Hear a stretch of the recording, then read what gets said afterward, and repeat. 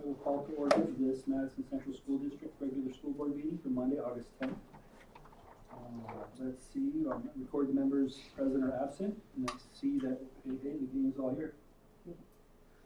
We've established a quorum, so number 4, we'll do the Pledge of Allegiance. I pledge allegiance to the flag of the United States of America and to the republic for which it stands, one nation, under God, indivisible, with liberty and justice for all. So, item number 5, the oath of office administered to the newly appointed board member. The business manager will administer the oath to Heath Abraham for 1 year appointed term. So raise your right hand. Do you solemnly swear or affirm that you will support the Constitution of the United States and the Constitution of the State of South Dakota, and that you will faithfully and impartially perform your duties as a member of the school board of the Madison Central School District, Lake County, South Dakota, to the best of your ability and in accordance with the laws now in effect and hereafter be enacted during your continuance in said office and until your successor is elected and qualified? I do. Right, that.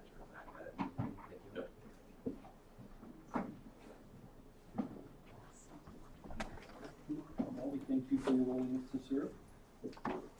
And we are on to number 6, approval of the agenda. So moved. Motion by Joel. Second. Second by Ms. Schultz. All in favor? Aye. Opposed? Motion passed. So, item number 7, approval of consent agenda items 8, 9, and 10. That would be the minutes. You want me to say I'm abstaining now, or do you want me to wait till we vote? In the, yes, Joel will be abstaining from the vote because I believe We don't have a motion yet to abstain from. Okay. So I would make a motion that for consent agenda items 8 through 10. And I'll second. Now I'll abstain from the vote. Okay. All in favor of approving the consent agenda items, say aye. Aye. Opposed? Motion passed.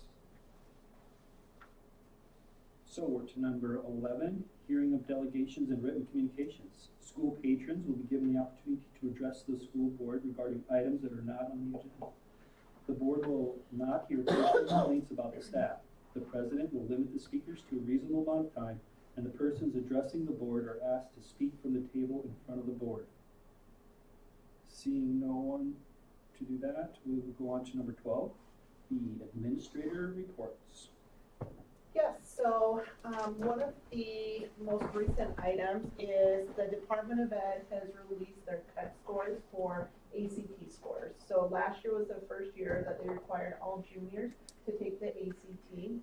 Previously it was part of the Smarter Balance state testing system. And so they have set those cut scores, and Dr. Johnson has looked at those, and we'll be digging more into how our students perform compared to that. And so there's a lot of interesting conversation around them, because 18 is typically the ACT score that's required to get into universities.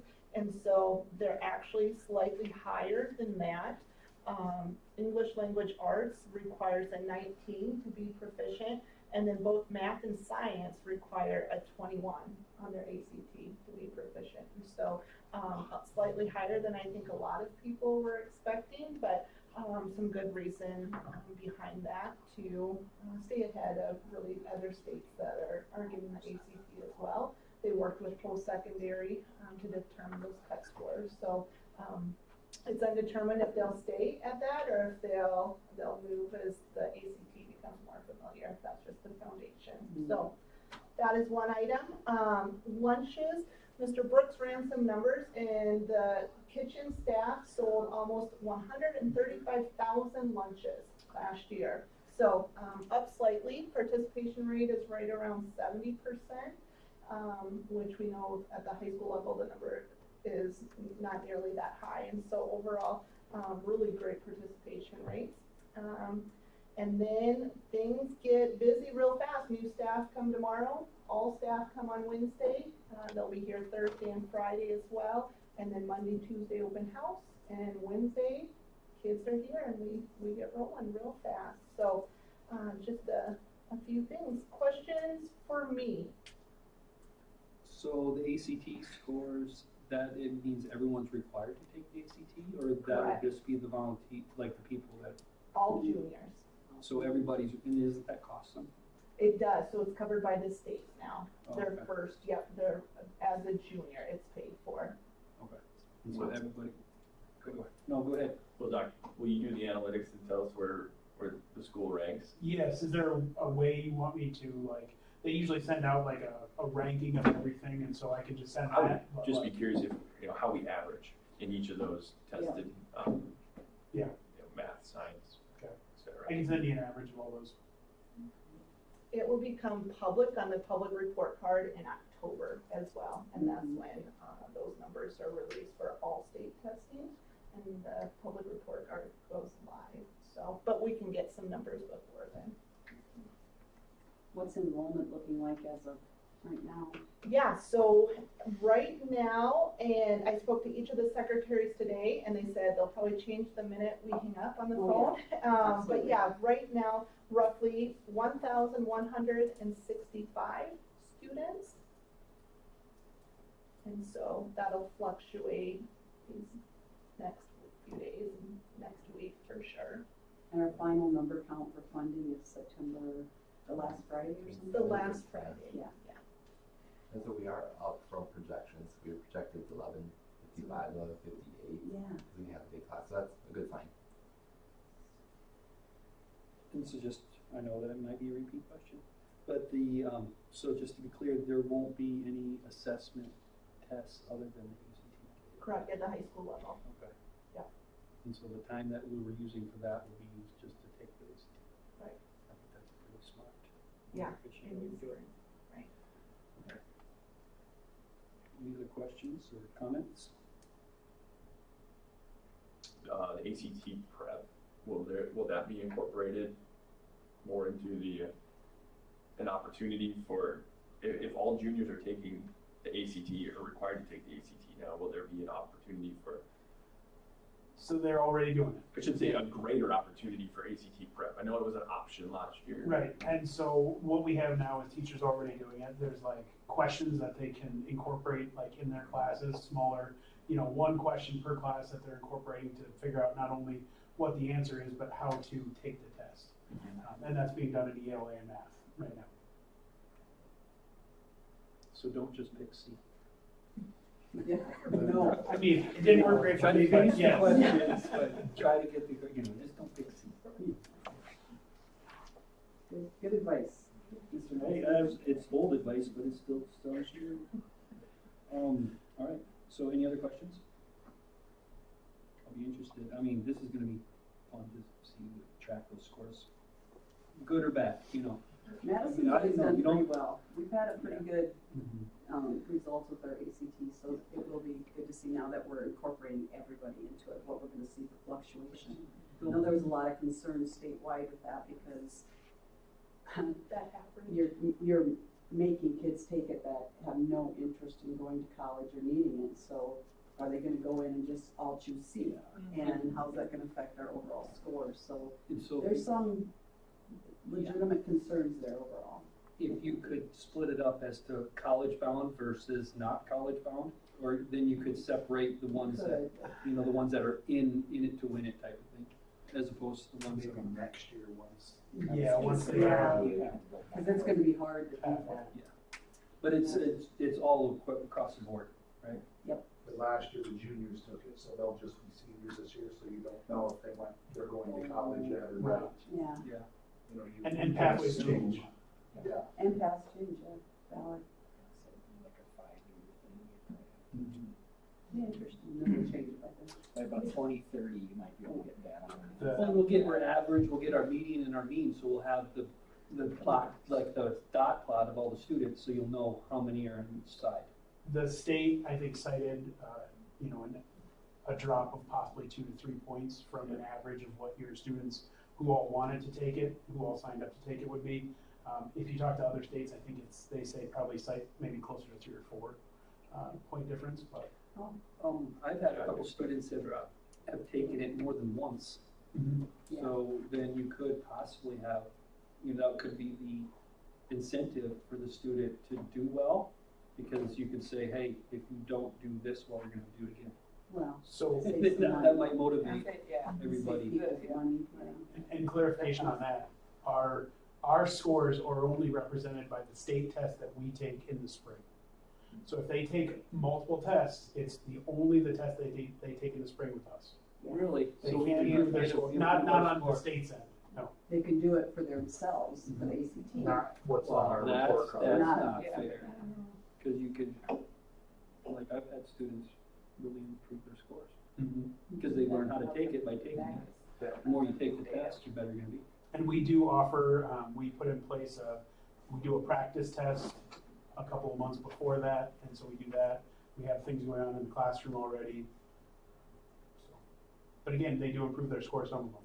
That's But right. the state's only concerned with that one test that we give. There's a precursor test too as a sophomore, right? Mhm. PSAT. So I know they changed the ACT. Are they requiring the science for all the juniors? Or are they just doing the English, reading, and math? And for it's still taken. So they are taking that fourth science. They are taken, they're not taking a writing. Yeah. So, Okay, Because science, I believe, is optional. You don't even have to take the science. You don't? and it's actually a shorter test as well than the. Yeah, because it's only like 2 hours then to take the ACT with the math, English, reading instead of 4. So may I ask, do you know why that is? I didn't realize that was an option. That was 2 years ago they changed That sounds about right, yeah. It went to an optional science. I think it was time, honestly, I think was the thing. But they Because- do take it, so we do have Yeah. science scores now, it's just. we That's don't- good. Yeah. I mean, our Is students- there incentive programs that other districts are using to improve scores? Or is there something that we can do, like legally wise? We do. What We- kind of is- And so there'll be coming up a policy that we're looking at that's attached to our handbook as far as them allowing an extra open block as seniors. Wow. So I can tell you there's gonna be a couple of seniors that aren't gonna be super happy that the cut score was as high as it was in math, because they have to meet both the ELA and the math to get their extra open block. I love that. Jeez, I would have failed immensely, but I still got there. So yes, we do incentivize it. All right, very good. All right, any other further questions? Okay, so we're to item number 13, consider the approval of open enrollment application 27-11. And I believe Yep, student who has been here just has moved out of the district and wants to remain here in middle school. so I entertain a motion to approve that. So moved. Motion by Joel, Second. second by Melanie, all in favor? Aye. Opposed? Motion passed. All right, number 14, South Dakota Comprehensive Plan. Yeah, so this is the special ed plan. It really outlines IDEA, so that's the Individuals with Disabilities Education Act, and what we are required to do. A big chunk of this plan looks out at outside evaluations. If a parent is not happy with our special ed testing process or the outcome of it, it outlines the steps they would take to get an outside evaluation. And so no real changes from the past, and really fun reading. So this is evaluation to, Qualify for special education. that would lead back to our further, like our last question, are they exempt from the ACT? They are not. And why are they not? If they have a can plan get like this, accommodations, they can get accommodations for their testing. so they have a tutor take it for them, or how does that work? Maybe extended time, a quiet location. Depends on their need. Depends on their need and what their, how So their no IEP is matter written. what, really, Yeah. There That is needs to be addressed. there is an alternative assessment for those that are really on the low end Yes, of, yes. and have some major disabilities. Yeah, there's another. is that, Major disability, like, very few of our students take that test. Yeah. Very few. The vast majority of our students are taking regular ACT that everyone else takes. Just like, and the same was with the assessments Yep. too, right? I mean, that was. The Smarter Balance. Yep. Smarter Balance, yeah. So is there any way that you can, like the percentage of students that would be on this plan that are taking the test? Can you give that number of students to, just for our informational purposes? Like you can keep the state, Yeah. but then when we're tracking it, you go ahead and say, okay, this is how many were on that had qualified for this plan, and then would. Are you talking with the I think SPED is federal, Yeah. and I Yeah. think the federal requirements for alternative assessment, that's the test that's severe and profound students may demonstrate proficiency with. They estimate that percentage between 1% and 3% being on the high end. Their recommendation to public schools is to maintain 1% if you can, and then accommodations and modifications towards the test with students who may just have less severe disabilities might even be extending time, having it read to them as long as it's not the reading test. You can't read the reading test to a student because it's measuring reading, but its application to other areas like science can be read to them. And is there ever the accommodation limiting the answers or the responses? There is No, not in that, is there? Yeah, one might be extended time. yeah. So instead of getting that 2 hours, you might get 3 or 4. That applies to tests that aren't standardized. Yeah. I think you need to be careful too about grouping. Yeah. That's what I was gonna Saying, you know, you're assuming that they can't do as well as a general ed kid. Yeah. You've got to be really careful with that. Which is not the case. That has to Which be, is not the case, yeah. no, it has to be written into their IEPs to receive the modification or accommodation. And then breaking down what disability would qualify to be in this and what Where's the line? accommodations would, so it would be a little tougher.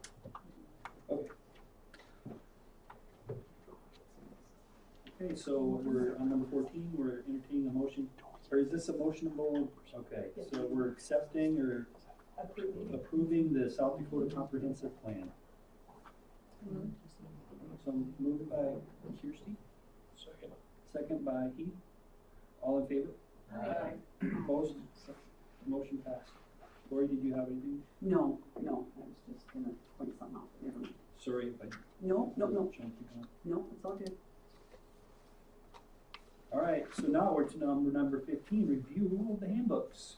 And it looks like the Madison High School handbook is first, is that true? Or how do you guys want to do it? Which order? High school. There it is. Yeah, I guess we can start with high school.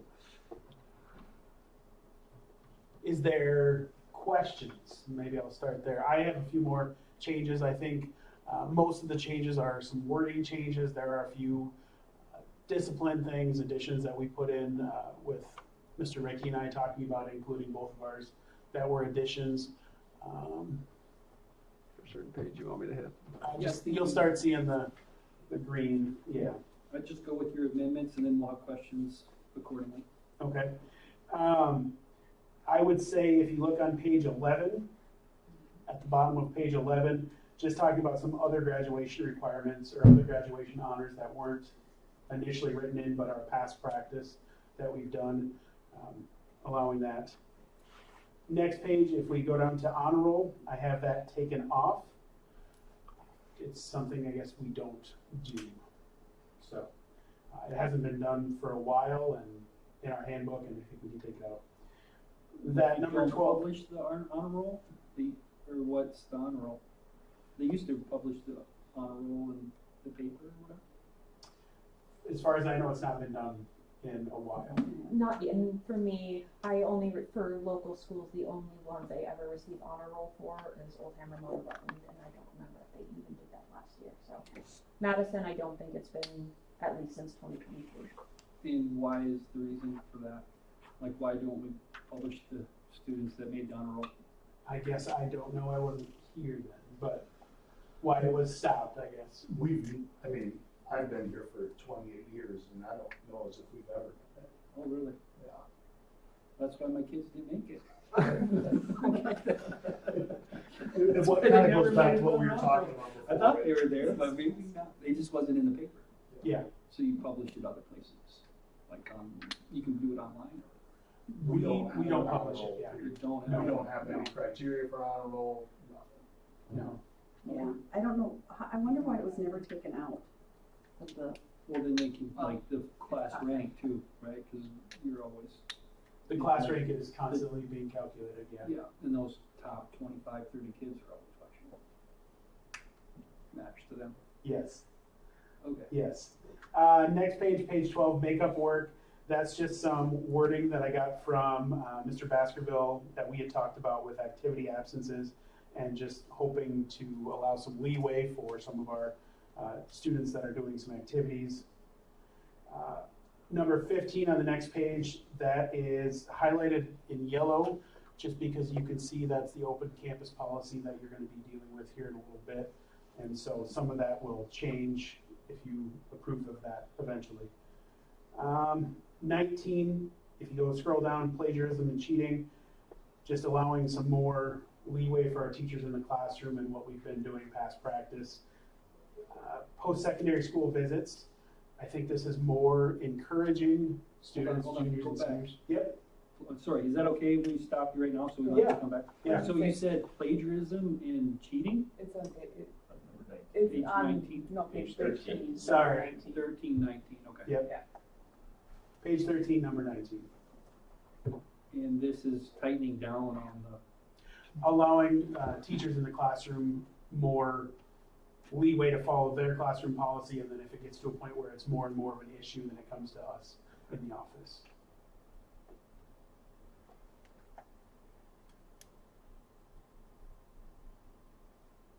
all right, any questions on the cheating and plagiarism? That's not a big problem for the most part. AI, I would say, is making it more and more of an issue. And Do you think you need to include language to address AI generated? I think we need to be careful about being very specific. And so I like to keep it a little more broad. Typically, teachers will include that AI language in their classroom, has been my experience, so Yeah. that helps. If there are no other questions on that, 20 post-secondary school visits, just kind of promoting that, giving them a little more leeway to visit some colleges and get that out there.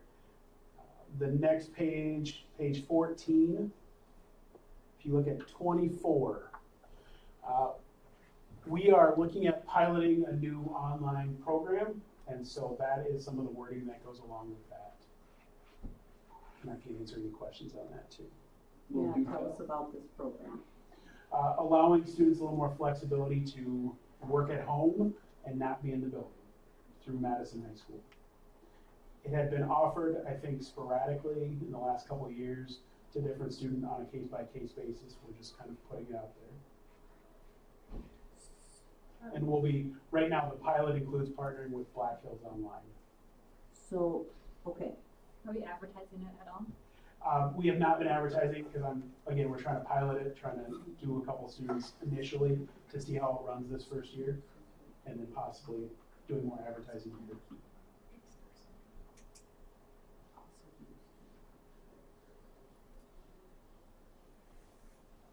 so they have to still adhere to everything, and then,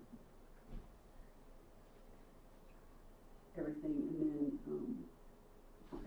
And then once you develop the pilot, I imagine you're gonna come back and get us Yeah. to approve it and explain to what's going on to us. Right, and so the community can hear it. it's kind of, again, it's in the pilot stages. We will look to send out a survey and kind of see what worked after this year is over, and then broaden that out. If you want more information, I can sure bring that to you. All right, well, just like I think Lori's alluding to, it's just so that way the patrons know what's Yeah. available. We've discussed this over and over and over. You know, we want kids in the building. Yes. We want kids in our classrooms in front of our teachers, but other places are starting to offer things and we're losing kids to these other places. And we kind of all felt like maybe it was time to look at some possible solutions that they can stay tied in. And after a year, some of them want to come back. They don't like it and they want to come back. And we want them to feel like they can come back to us. And we used, This partnership with the Black Hills Company will reduce the workload on the teachers as well, right? To So- introduce the additional, say, online versions of their classroom instruction. So the students will not be in the building whatsoever. Right.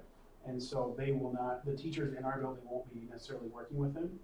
It'll be all through Black Hills at that point. Historically, though, when we've had students that were Right. busy with other things, the teachers had to produce additional Right. coursework, right? And we still have a program called Ingenuity that we're using Right. for a lot of our credit recovery. And we still have a paraprofessional that's working in that room and teachers that are there to assist when needed. But we're gonna try to focus on credit recovery for Ingenuity. We did use Black Hills online for some credit recovery this summer, for a summer credit recovery. There was a couple of students that found pretty decent success with it, and a couple others that want nothing to do with online learning and will be back in our building and happy to do it. So, just depends on student.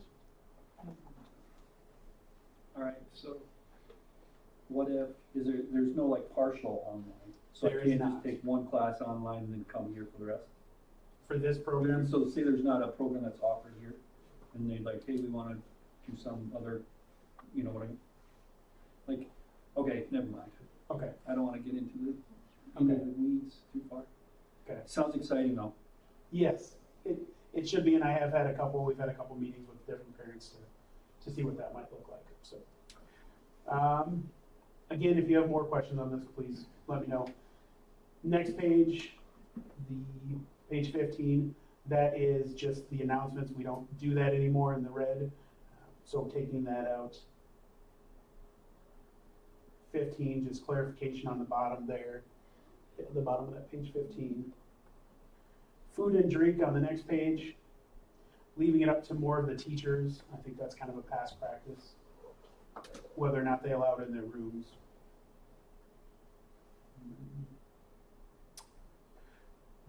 The number 13 on page 17, just reminding people that those noon privileges can be revoked. We allow, again, our 9 through 12 to have an open campus. We have about, you had the numbers last year, I would say about half of our students stay in the building during noon. Next, page 18, number 19 for cell phone violations. As you might guess, there are a couple of our students that have more than one cell phone violation, and so just writing that down. And the cell phone policy is to check it at the door? Yep, we have our caddies, and then if they get caught with it, it is 10 days in the office, and then just putting a little more teeth behind that policy, that if they have multiple violations. 21, page 21, number 6, dress code violations, just putting a few more consequences that Mr. Ricky and I kind of collaborated on as far as the dress code goes.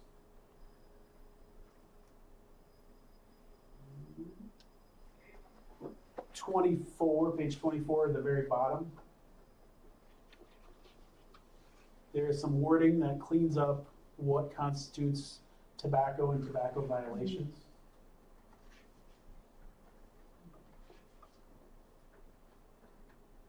As far as vapes, vape containers, vape pods.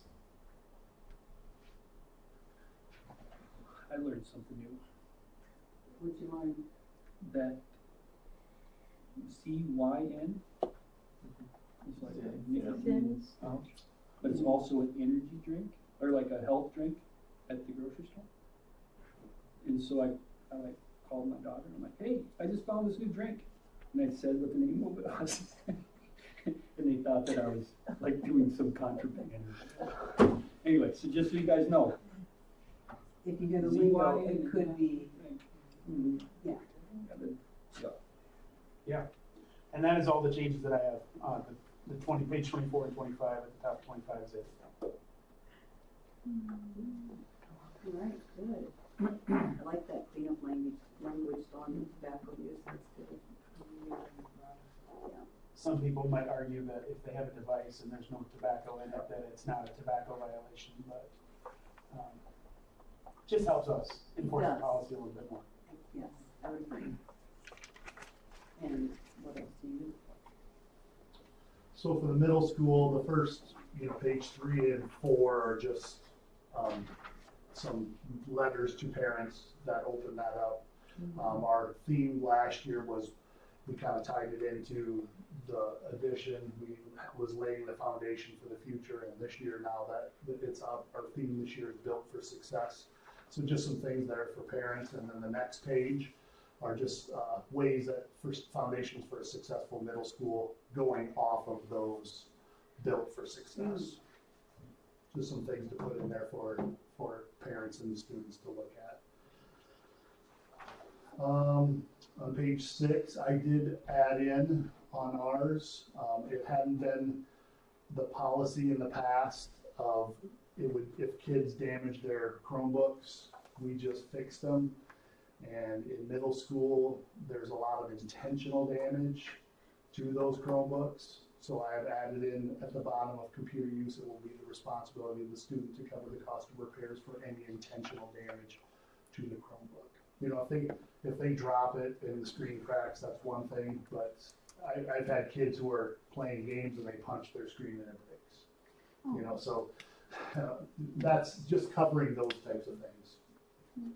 Isn't there insurance? I feel like we bought Now, insurance. it's the high school kids are required to have insurance because they take theirs home. We don't require insurance because they don't leave the building. That's why it wasn't originally put in, because they don't leave the building. They get checked in and checked out every day. And the high school insurance doesn't necessarily cover intentional damage, loss, fire, that kind of thing, theft, but intentional damage, not so much. On the next page, we just kind of cleaned up and maybe made it a little bit clearer about some dress code things. We didn't change it. It's just, I didn't like, so, you know, the last year was my first year in the middle school, so I went through the handbook before school started and thought I had things the way I wanted it. And then after a year of dealing with kids and dealing in the school, there were some things we wanted to change. So that's what those things are.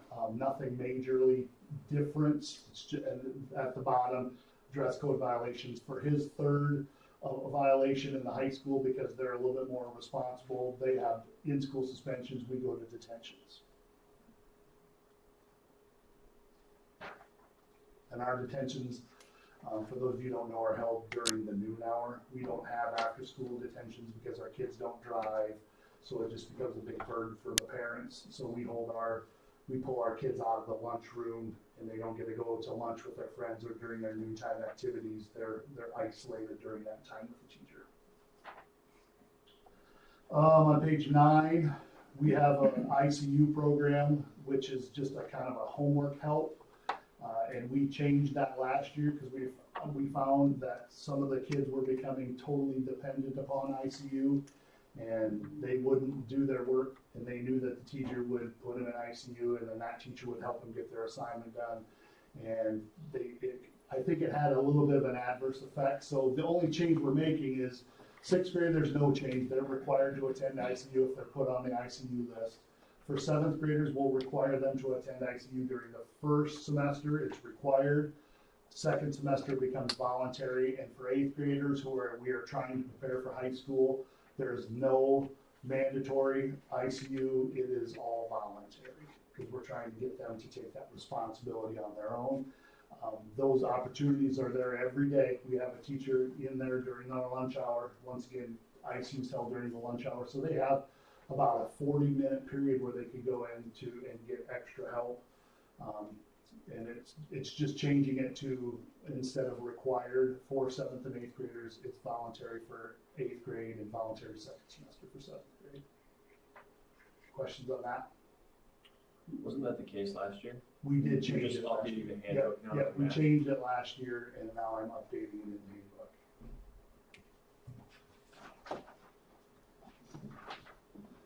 handbook. Page 13.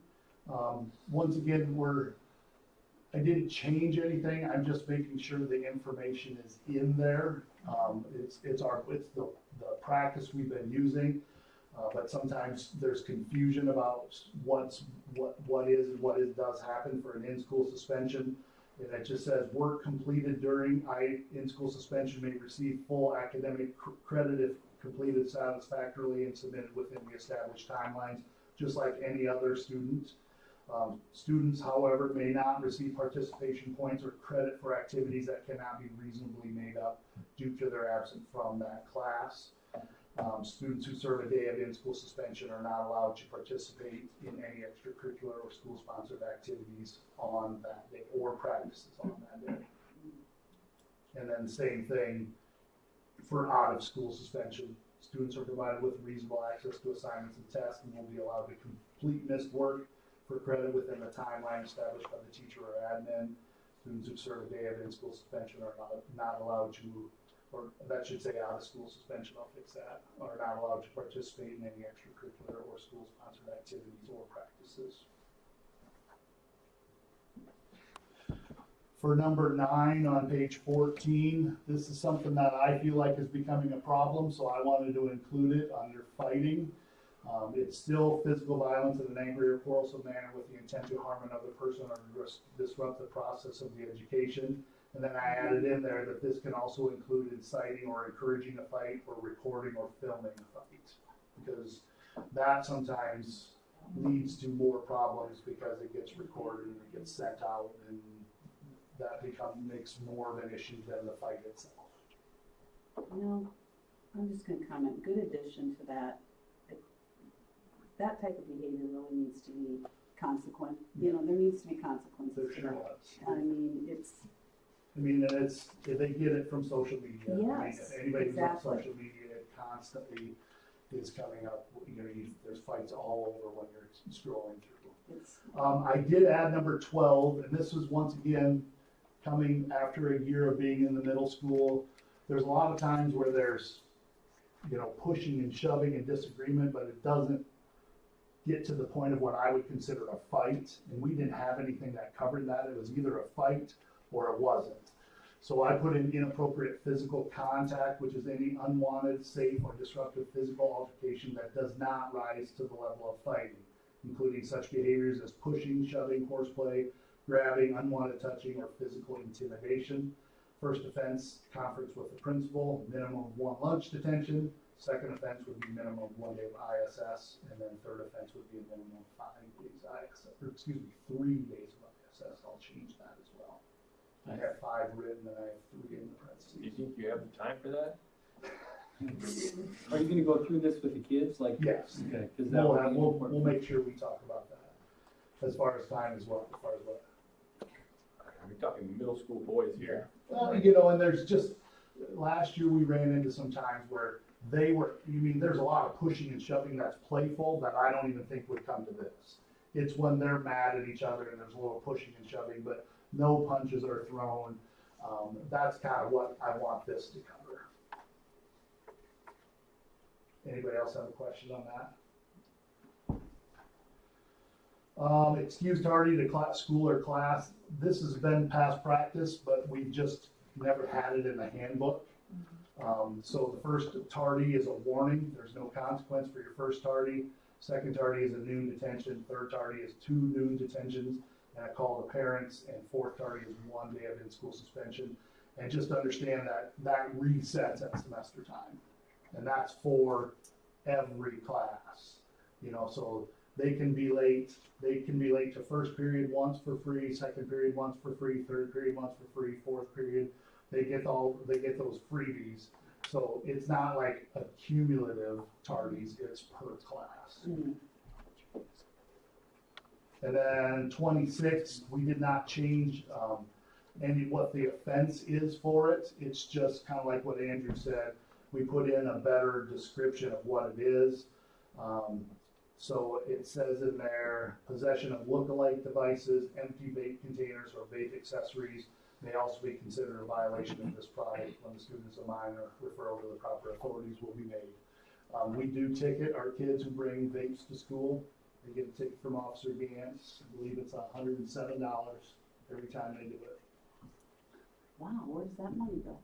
Yeah, I wish it came to us. That probably shows they cut down on that then. I That's think probably it's a pretty helped. effective method. I think it's Wow, helped. I I didn't know like we were that. doing that. Yeah. And then page 18, it's once again tardies. It's just that you're allowed one unexcused tardy per class marked by the teacher. I put that in more for the teachers because the teachers weren't sure how to handle it during the school day. They always knew that if they were late for school in the morning, we would take care of it in the office. They weren't sure how they were supposed to take care of it when they were late for second block. You know, they were lingering somewhere and are late. So they keep track of the first tardy, and then if they have a subsequent tardy, they get sent to the office for the consequences. And that's the last one. Yep, that's all of mine. How about the online bullying? We have any, what's the policy? That would be under bullying and harassment. That's covered under our harassment policy. Online is considered in that as well. And the way we handle that is if it gets brought into the school and we're dealing with a conflict between these two because of something that happened online, that's when we step in and put in consequences if it's causing conflict within the building. If it's going on online, and we don't have it, it's not affecting us here at school, we don't do anything about it because it's not happening at school. If we can prove that they're posting things during school, then there's going to be consequences. Or if we're going back and forth at each other in the evening, and then the next day it comes to school and we're keep pushing and shoving because of something that I posted about him or vice versa, then we deal with that. It also, like, if they're on the bus going somewhere, Yeah. that's covered too, like that time. It's got a lot of tentacles. It's like a can of worms. And like Andrew said earlier, sometimes you want to be less specific about things because then they'll say, I didn't do that, so you can't punish me. You know, so sometimes the more vague you are, the more you can cover different things. And it's not really punishment, it's trying to help them become mature adults. Yes. And so it's not a I don't know punishment. they see it that way. Yeah, it's helping you, trying to help you. I'm not sure that And if they everybody, don't see it, just like ICU is not a punishment, it's an opportunity to get caught up. Yeah, they do not agree with my definition of that. Wow. Keep trying, Yeah. they'll figure it out. That's one of these days they're gonna thank you, Mr. Ricky. They will. I'm thanking you right now. You're welcome.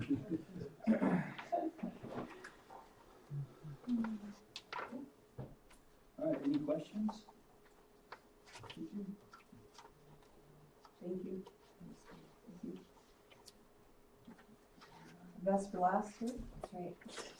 So, page 6 is just a small change to give parents more opportunities to let us know if their child isn't going to be at school by taking it in an app message, a physical note, a telephone call, an email.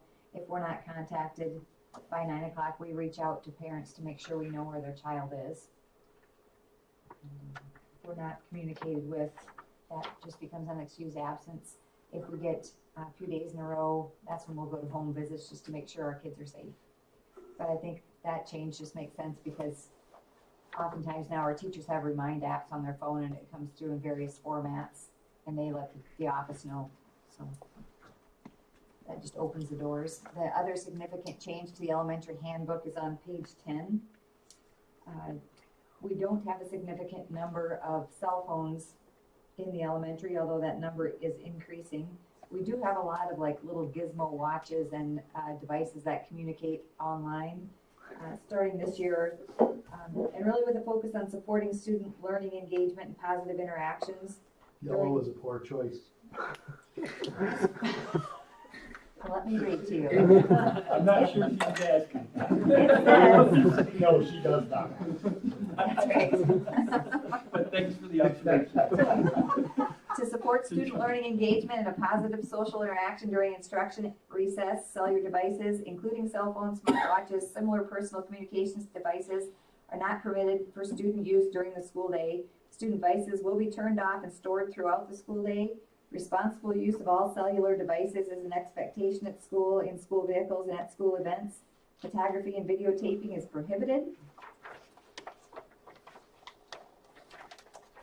If a parent or guardian needs to contact a student during the school day, messages may be left in the office. Communication can be made through email or through the classroom's designated app, and we'll make sure that those messages are delivered.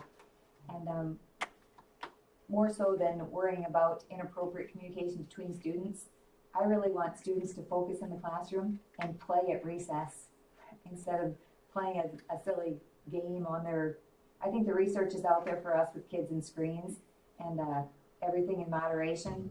And well, Albert Einstein said the work of a child is play. That's how they learn. It's how they learn all the soft skills and how to learn to problem solve. So we want to encourage that. And well, I I have know. never heard Albert Einstein quote that. That's a new one, thank you. Fact check me. It's All true. right. That's pretty good. But also we'll be working, we have a couple options for teachers to store those devices in school, but I want to work with them to make sure that that's a place that they're comfortable with in their classroom, that it doesn't take a lot of their time to take them in the morning and then get them back to the kids in the afternoon before we leave. Because middle school, high school, they check their phone into a classroom, they pick it back up. We'll store it at the beginning of the day and give it back at the end of the day.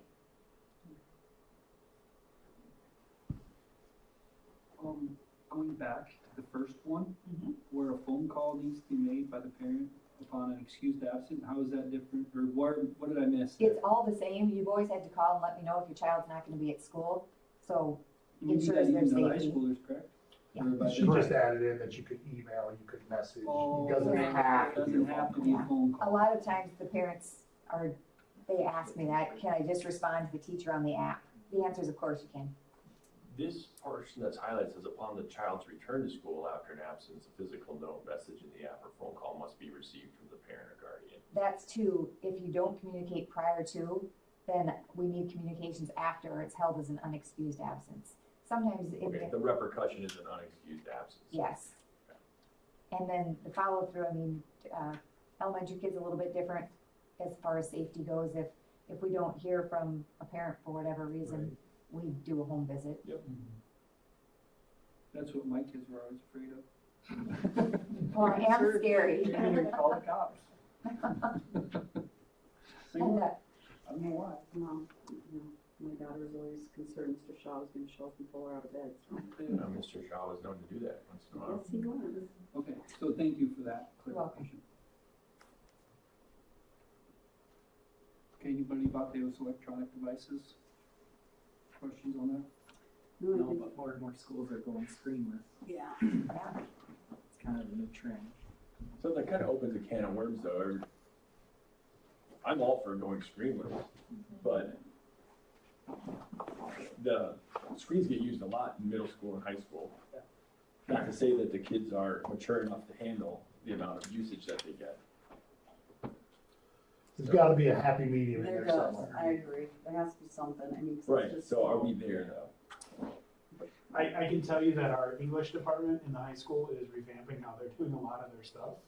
And I can tell you that there's gonna be a lot of paper and pencil in our high school. It's good to hear because I've dealt with a Right. lot of kids in my time here in the city, and a significant portion of them can't sign their name. Yes, Literally don't have a signature, let alone ask them to write a statement, and it's block print that's hard to read. Our kids can't write.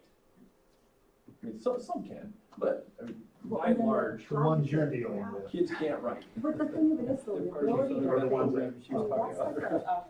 a developmental skill, is it not? I mean, Handwriting is definitely a developmental skill. We know the research there too, how it connects left brain to right brain. Right. Developing fine motor skills, developing Yes. the ability to make clear decisions.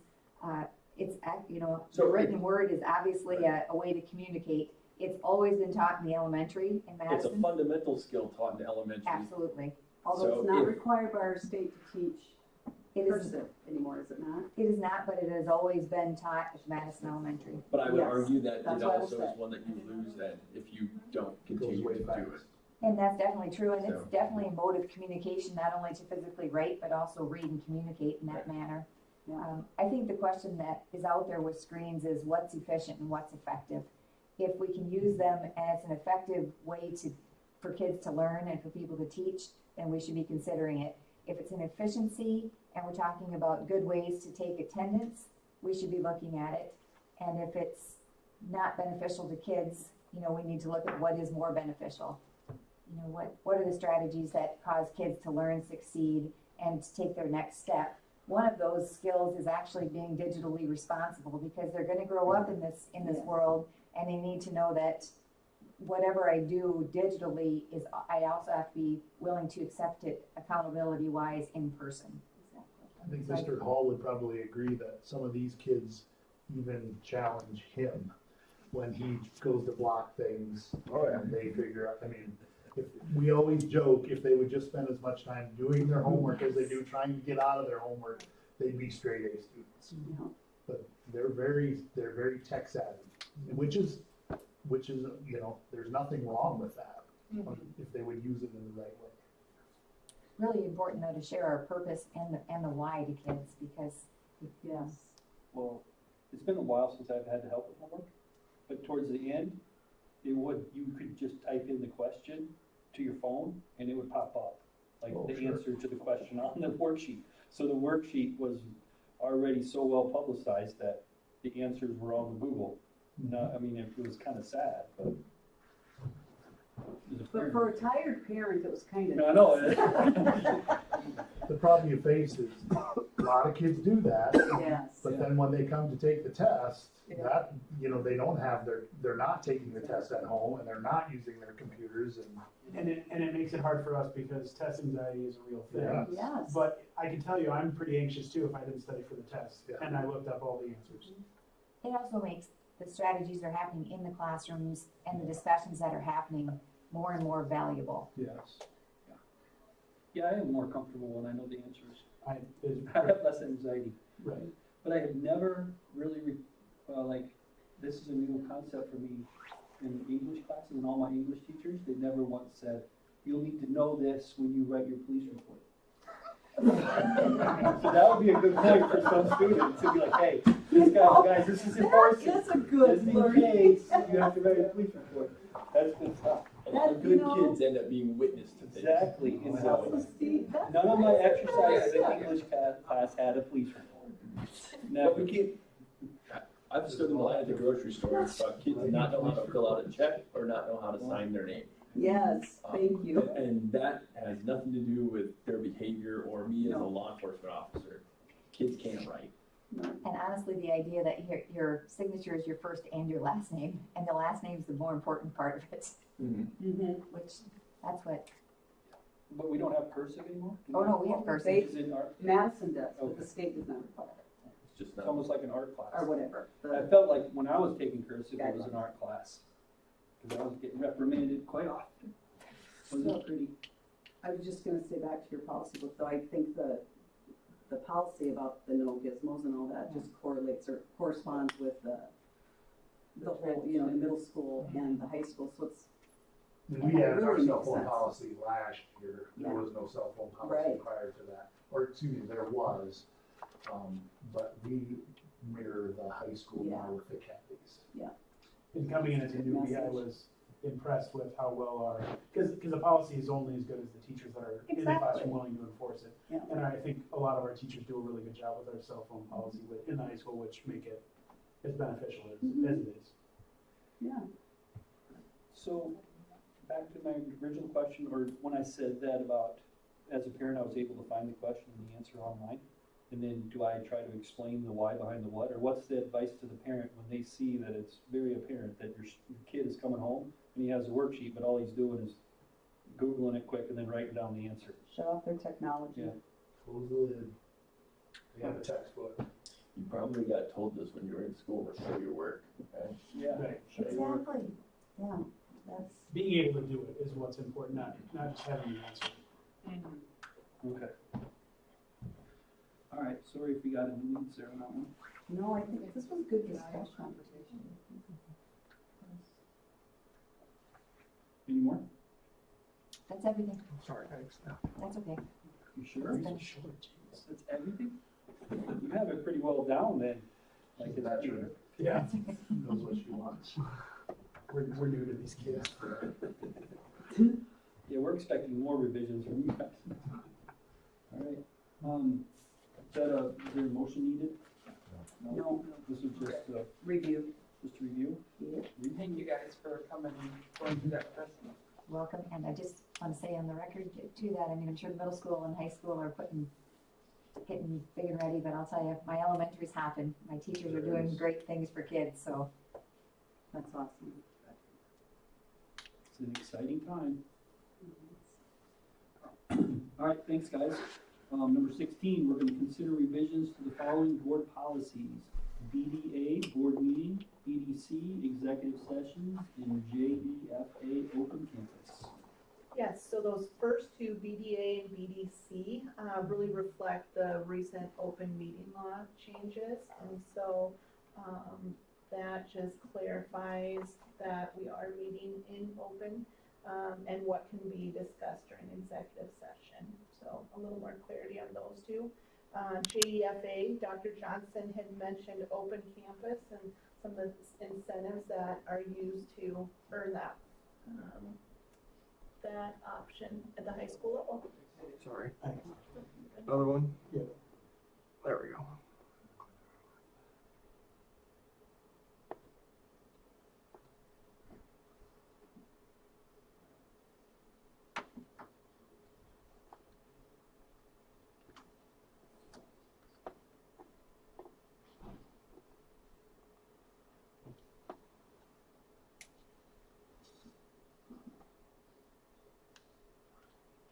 So is this the first reading of these or? Well, that was a question because they're being revised. There are already policies in place. And so we can have it as a first reading or we can adopt it as revised. I would say unless there's an issue, let's go through it and adopt it as revised, unless you want time to think about it. And then we can. I'd make a motion that we approve the revisions presented in the BDA board meeting policy, the BDC executive sessions policy, and the JEFA open campus policy as written. Okay, motion by Ms. Schultz, Second that. second by Heath, and now we can have discussion if there is any. Hearing none. All in favor? Aye. Opposed? Motion passed. Number 17, consider audit agreement for the 25-26 fiscal year. We received our proposal from ELO and Associates. That's who's been doing our audits for the last number of years. The price is proposed to us is $25,400. Last year our price was $23,634, so it did go up. Not comparing to other schools, not as much as others to it, but it's for the comprehensive review of the year we just completed.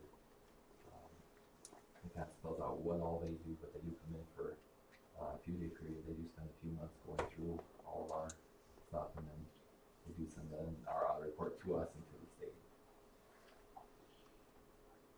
And I'd recommend approval. Any questions anyone has? How much did it go up, Mitch? So I ended up being about a little over 7%. That would be 7? about 1,800, a little less than 1,800, 700. Oh, And what's the company? ELO, their CPA firm. And they're the ones that have done it for years. Yeah. And they've done well. Yeah, they do a very good job. Yeah. They're very thorough. They run around for a few days pretty good. I make a motion to approve the audit agreement for the 25-26 fiscal year. Motion by Ms. Schultz. Second. Second by Jordan. All in favor? Aye. Opposed? Motion passed. Number 18, consider trading the 2024 DL skid loader for a 2026 DL skid loader at no cost from Lake County International. This is something Lake County do. Of course, everyone saw them in combination with Gale. We'll trade in our old one for a brand new one. We take it over, all of our attachments fitted.